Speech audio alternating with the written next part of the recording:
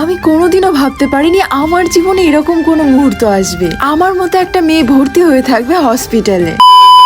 আসলে যার সাথে হয় একমাত্র সেই বোঝে। বাইরে থেকে সবাইকে দেখে ভালোই মনে হয়, কিন্তু অ্যাকচুয়ালি তারা সবাই নিজেদের সমস্যায় ডুবে আছে। যেমন এই যে আমার নার্সিং হোমে ভর্তি হওয়ার ডেট ছিল আজকে, আর আমি যাচ্ছি হাসতে হাসতে। মানে কেউ বলতে পারবে একটা সপ্তাহ ধরে আমি কান্নাকাটি করেছি?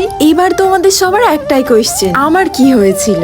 আসলে আমার একটা অপারেশন ছিল, যেটা কিছুদিন আগে হওয়ার কথা ছিল, কিন্তু কিছু কারণের জন্য কালী পুজোর দিন করা হয়। মানে মানুষ জীবনে কতটা খারাপ পর্যায়ে পৌঁছে গেলে কালী পুজোর দিন অপারেশনের ডেট ফেলে। এরকম একটা অবস্থায় দাঁড়িয়ে যাকে আমার সব থেকে বেশি দরকার ছিল, তাকে ছাড়া আমি সবাইকে পাশে পেয়েছি। লিটারালি আমি অপারেশন থিয়েটারে ঢোকার সময় ভাবছিলাম আমি বেঁচে ফিরতে পারবো তো। তবে হুট করেই মা বাবার কথা মনে পড়লো যারা চোখের জল চেপে রেখে আমাকে সাহস দিয়ে চলেছে। একমাত্র আমি ভেঙে পড়বো বলে আমার সামনে তারা এক ফোঁটা চোখের জল ফেলেনি।